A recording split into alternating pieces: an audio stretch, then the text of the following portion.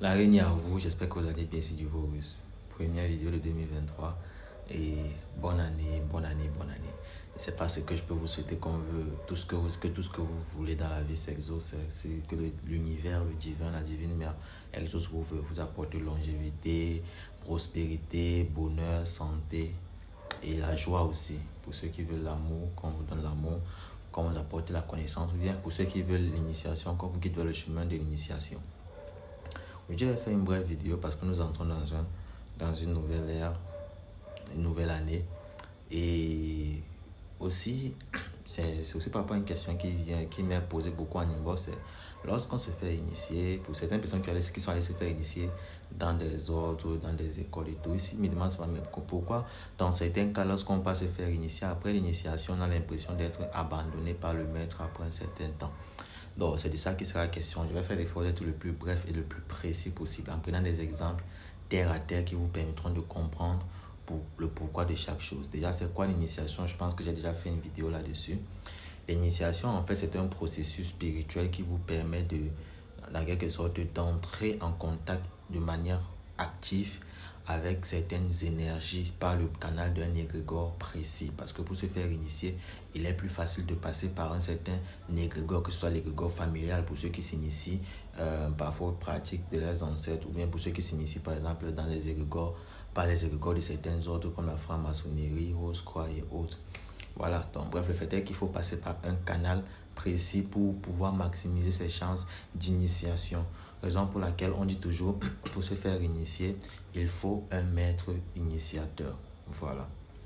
Et au-delà de ça, bon, dans la sorcellerie, bref, je pense dans ce détail-là.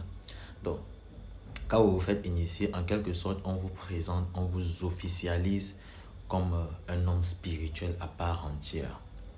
C'est comme, par exemple, vous êtes là, vous êtes un gars du quartier qui assure la sécurité du quartier, mais tant que vous n'êtes pas officiellement un agent de sécurité, ou alors tant que vous n'êtes pas officiellement un officier de justice, un policier, ce que vous faites est de façon, bon, si vous faites un travail, mais vous n'êtes pas reconnu en fait. Donc, ce qui veut dire, si vous faites du mal à quelqu'un, vous ne serez pas couvert, il n'y aura rien qui pourra vous protéger sur le plan juridique. Pourtant, si vous portez la tenue d'un policier, si vous avez l'insigne d'un policier, là, vous êtes protégé par la police, en fait, par cette instance-là qui est la police. C'est à peu près ça, le fait de se faire initier.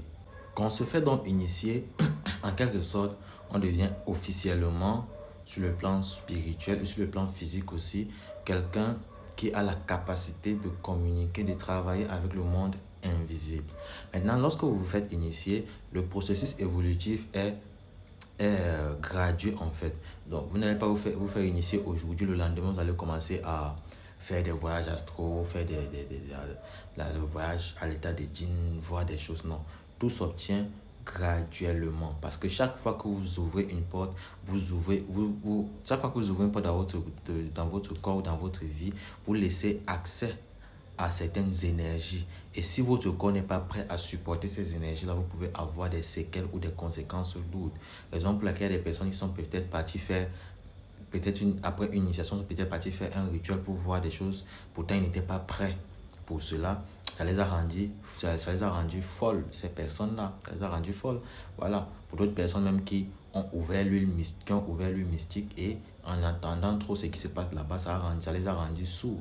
Donc, c'est comme ça. Chaque fois que vous ouvrez une nouvelle porte, chaque fois que vous allez émettre un désir d'ouvrir une porte, il faudrait d'abord vous assurer que votre corps soit prêt à supporter ce que vous êtes en train de vouloir faire. Voilà. Maintenant, concernant donc ce que vous demandez, pourquoi vous êtes allé peut-être au Bénin, à Haïti, en France, n'importe où dans le monde, vous faire initier. Après, vous avez eu l'impression d'être abandonné par le maître. Lorsque vous allez vers l'initiation, lorsque vous approchez un maître pour l'initiation, à ce moment, vous êtes un profane, vous ne connaissez rien. Donc, il faudrait qu'il vous tienne la main et qu'il vous guide. C'est lui qui fait les appels, il ouvre les portes pour que les entités, pour que les divinités vous reconnaissent en fait, voilà, pour qu'elles vous acceptent comme leurs enfants. Certes, vous êtes déjà leurs enfants parce que vous êtes dans le cadre d'une initiation positive, bien sûr. Certes, vous êtes déjà des enfants, Mais le fait qu'on ouvre ces portes permet en sorte qu'on vous officialise, en fait, donc qu'on vous reconnaisse de manière officielle comme quelqu'un qui a l'autorité de conjurer les esprits ou les énergies qui proviennent de ce domaine-là. Voilà.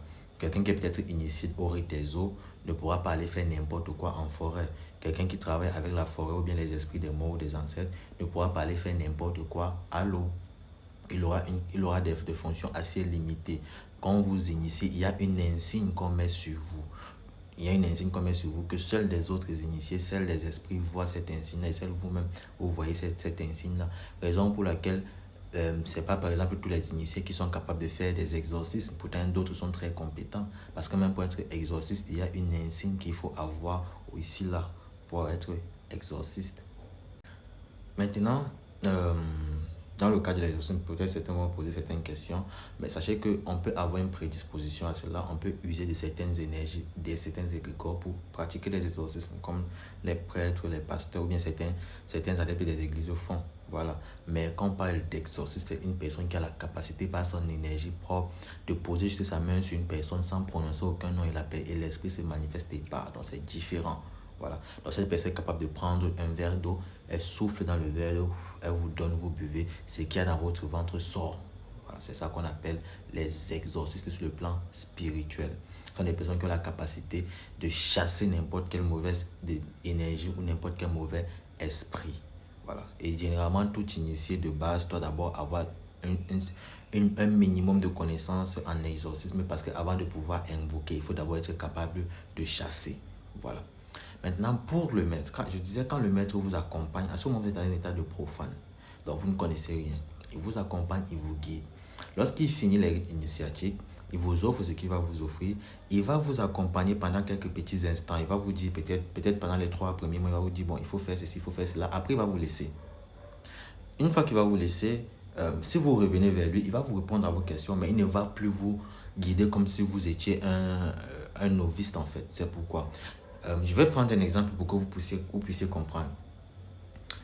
Supposons l'initiation, c'est la découverte, parce que bon, c'est un voyage en fait. L'initiation, c'est un voyage. Et quand on initie, on ne cesse de s'évoluer, on ne cesse d'évoluer jusqu'à ce qu'on ait atteint un certain niveau. Bref, on ne cesse jamais d'évoluer sur le plan spirituel. Donc, c'est un voyage qui est, on va dire en quelque sorte, sans fin. Donc, lorsque vous vous initiez, vous êtes en train d'entamer un voyage. C'est comme quand vous achetez un véhicule. Disons, la spiritualité, c'est un véhicule. Lorsque vous avez le véhicule, pour pouvoir utiliser le véhicule, il faudrait que vous ayez un permis de conduire. Supposons l'initiation, en fait, c'est ce permis de conduire dont vous avez besoin pour vous élever spirituellement. Maintenant, pour passer votre permis de conduire, vous avez besoin d'un professeur, d'une auto-école, bref, de quelqu'un qui va vous former à la conduite. Voilà. Au début, quand vous êtes encore dans vos débuts, il va vous former bien, il va être avec vous dans la voiture, il va vous dire non, allumez, mettez le frein à main, enlevez le frein à main, appuyez sur l'accélérateur, changez la vitesse, ou alors dans le cas des voitures automatiques, appuyez sur le frein, réglez le levier, accélérez doucement, guidez, mettez le clignotant et autres. Donc, il sera là pour vous dire non, fais ceci, fais cela, regarde le rétroviseur, est-ce que quelqu'un vient avant de dépasser, il faut faire ceci. Il vous prend comme un enfant, c'est dans les débuts. C'est comme ça. Une fois que cette phase est passée, que le maître vous a forgé comme un enfant, la phase initiatique commence. Pour d'autres personnes, même, ils ne passent pas par là. Lorsque la phase initiatique commence, c'est comme quand tu pars passer ton permis. Donc, le maître, tu vas te baser des préparatifs que le maître a eu à faire, que ce soit les offrandes, les rituels qu'il a eu à faire sur le plan subtil ou bien physiquement sur toi. Tu passes l'initiation, tu passes ton permis. Lorsque tu finis en tant qu'initié, lorsque tu obtiens ton permis, normalement, avant de commencer à rouler seul ou alors avant de te lancer seul dans la spiritualité, je parle de manière parallèle pour que vous puissiez voir les similitudes. Le maître, tout comme le professeur de l'auto-école, va un peu te suivre encore peut-être pendant 1 ou 2 mois pour s'assurer que tu maîtrises la route parce qu'à ce moment, tu seras seul face aux camions, aux différentes motos, aux greniers, aux autres véhicules comme toi. Il faudrait qu'il s'assure que tu sois apte psychologiquement aussi à conduire sur des routes ou sur des autoroutes. Donc c'est comme ça, dans cette phase-là aussi, le maître aussi, après l'initiation, vous suit pendant une petite période, après il vous laisse vous découvrir les choses vous-même. vous évoluez vous-même, vous avez vos expériences personnelles. Vous allez voir quelqu'un, par exemple, son maître n'a pas beaucoup de connaissances en talismanique, mais lui, il a plus de connaissances que son maître. Tout comme son maître, par exemple, a plus de connaissances dans la magie, je sais pas, dans la magie évocatoire, tandis que le maître de son maître n'a pas assez de connaissances dans ça. C'est juste des parenthèses, c'est des exemples. Donc, c'est aussi comme ça. Voilà. Et quand donc, vous êtes peut-être dans votre véhicule, que vous avez votre permis, vous êtes officiellement quelqu'un qui a le droit de conduire, vous avez votre maître, votre professeur de l'école vous a laissé maintenant. Vous pouvez aller découvrir la ville, vous balader seul et tout. Vous pouvez aller dans n'importe quelle ville, n'importe où que vous voulez. Ça ne vous engage que, ça n'engage que vous en fait. Maintenant, c'est maintenant à vous, par exemple, de faire appel à votre professeur de l'auto-école pour lui dire, ah, je ne sais pas comment on fait ci, je ne sais pas comment on fait ça, de temps en temps. Mais ce n'est pas le professeur de l'auto-école qui va vous appeler encore. Donc, c'est comme ça parfois avec les maîtres spirituels. Donc, vous qui êtes partis au Bénin, je pose cette question parce qu'il y a un ami, vous, mes abonnés, je vous appelle soit mes amis, soit mes frères, qui est allé se faire initier au Bénin. Le papa l'a vraiment initié. Je lui ai même dit que le papa l'a initié. Mais il s'est dit qu'il commence à dire, donc le papa en question ne le suit plus et tout et tout. J'ai dit, mais il t'a initié, il t'a déjà laissé. C'est à toi de mêler tes expériences et tout. C'est à toi de communiquer avec les énergies, les égrégores auxquels il t'a lié. Voilà, c'est à peu près ça. Je pense qu'avec ces exemples-là, qui sont assez explicites, vous comprenez maintenant le pourquoi de cela. Merci d'avoir regardé la vidéo. Je vais être assez bref. J'essaie de faire des vidéos de plus en plus courtes, mais je n'arrive pas parce que moi, je bavarde beaucoup. Merci d'avoir regardé la vidéo. Bonne année encore une fois. Tous mes meilleurs vœux. Voilà, que le Dieu Tout-Puissant nous bénisse et nous accorde tous les biens de ce monde et des mondes subtils.